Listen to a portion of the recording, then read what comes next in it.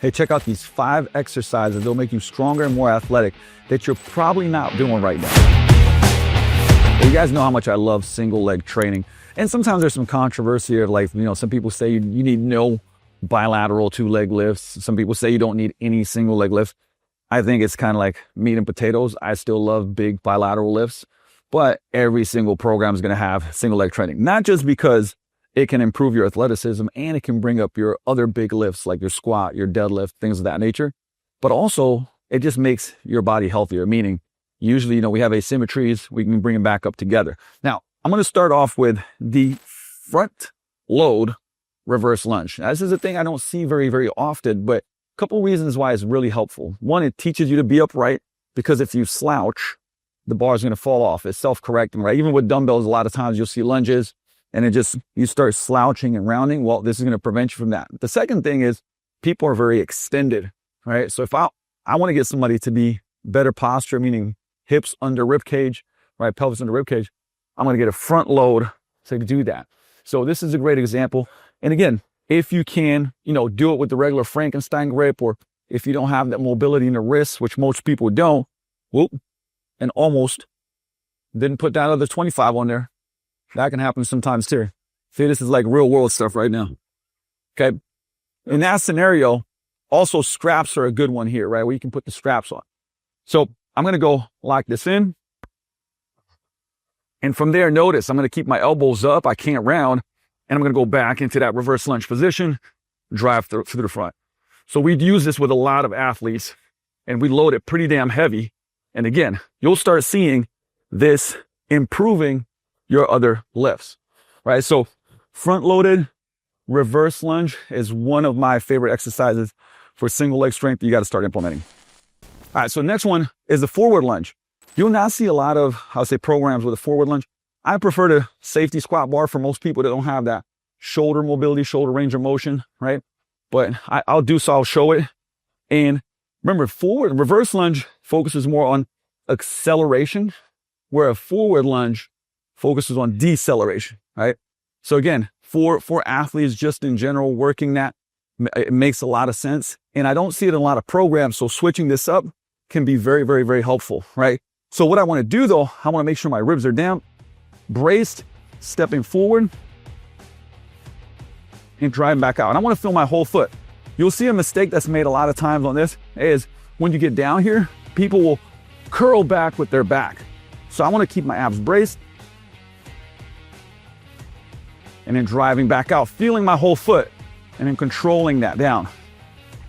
And then we can also do a focus where we drop fast and then control that. For example, here, I'm dropping fast and pausing and then coming back out of it. So there's a lot of different variations that I can do to load the hell out of this, right? So a forward lunge with different implements. Again, I usually like the transformer bar, right? Safety squat bar, but this is an excellent variation that I want to see in more training programs.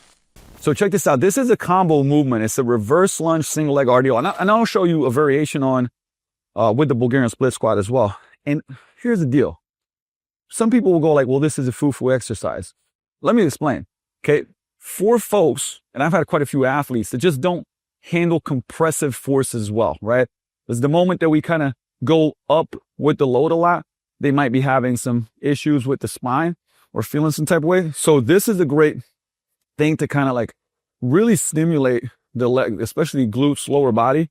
And a lot of people will be sore after these ones, right? Without using as much weight. So for example, and straight up, like, people that can squat 400, deadlift even higher than that, doing like this for 8 reps per side with like 250s, 255s was extremely challenging, right? So this is reverse lunge, right? And the thing is, I'm going to do it on the same leg. So I'm going to reverse lunge here and then go down into my single leg RDL, come back up, reverse lunge. Right, so that would be 2. Again, it doesn't take much. Woo! And you can do this also with, I would say, lower loads, or should I say just one-sided, and support yourself on something, right? So I could go heavier here, support myself on something. Now, the little tweak on this, if you guys know, I love me some Bulgarian split squats. Love/hate, right?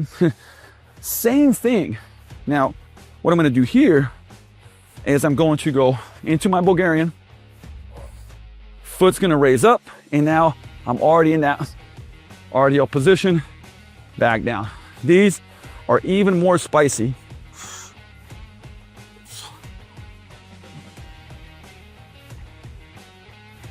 Woo. Right, so again, you're going into that 8 rep range here, and you're going to toast that lower body. Great variation, again, when you have to lower the load a bit, but still get that training stimulus.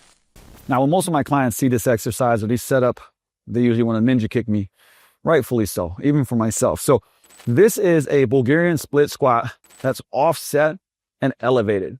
Now, think about this. Before I even grab this dumbbell, we tend to load this pretty heavy.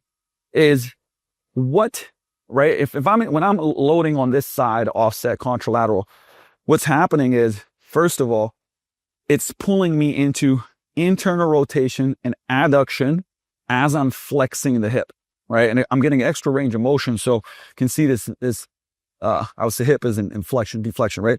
So the opposite muscles have to work hard. So abductors, external rotators, and extensors. And when you think about it, like, what abducts, externally rotates, and extends the hip?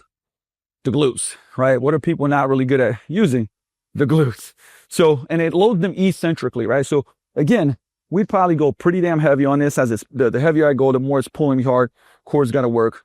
I'm going to control down, get that range, and then drive back up. And I like to feel that inside line of that foot. Again, tend to like a 5-degree lean on this. Take it to make it more athletic and like have everything go along for the ride. Now, let's say I'm going real heavy. I would strap this dumbbell up. I would even hold on to something, right? A little bit, just tight. Like if I'm starting to lose balance, just be close to the rig when I'm driving that up. And again, we're always thinking about not just, yes, absolutely what builds muscle, but what also improves longevity, strength, like works on limitations and weaknesses. This is definitely one of them. I don't see it used nearly often enough. So, sled pushing. You guys know I love it, but you might be thinking to yourself like, hey, how does that like compare split squat, single leg, this, that, the other? Well, I mean, at any point in time in a sled push, any type of sled push, we're talking about push, pull, side drag, right? Every direction possible, right? You're on the ground off of one leg creating force. And there's 4 things that like I love about sled work. Okay, number 1, it teaches hip separation, right? So when you think about this, I'm going to separate my hips, get that separation, which is very important for any type of sprinting, again, being athletic. And so that's why it's one factor that's really, really good. Second, it doesn't really make you sore. There's no eccentric component, right? Like there's a concentric component and no eccentric. So we can do a whole bunch of it without getting sore. Number 3 is that anybody can do it. I don't care if it's a beginner, somebody has never done it before. We can teach it quickly and be done well enough, right? And number 4 is like, I can use it for anything. Conditioning work. I can use it for speed work. I can use it for strength work, right? So an example would be for speed work. A lot of times we'll contrast it and go a semi-heavy sled and move it fast for 3, 4, 5 seconds, then rest, then go do a 10-yard acceleration, for example, right? For strength work, I could do 20 yards and load the hell out of it, right? And we're just, again, marching, punching, getting that hip separation, trying to break through the glass, okay? I mean, obviously this is not the best one to pull back, but also we can go reverse sled drags, right? Backpedaling. For conditioning, we can go 20, 30 seconds on, 1 minute off. There's a lot of different things, but it's not just this scenario, right? Again, multi-directional work. We do a lot of this with our college players, basketball, football, NFL, right? Where now I can go lean into this and march, right? Directional, I can go backwards. There's a lot of things that I can do. And again, back to the same thing I said earlier. We can do it for speed. We can do it for strength. We can do it for conditioning. So underrated. And a lot of times you'll have people that will say like, oh, that's not great for building muscle. But if you, first of all, if you do it frequently, we've had people that had low back injuries that could do this without pain and do it heavy. And we would have them do it 3 times a week, right? Almost like heavy, medium, lighter, and would build muscle and feel better. And again, for one, let's say somebody stronger, more conditioned, it is just a great tool. So this is almost in everybody's program in some type of capacity, and it's something that most people are not doing, but should be.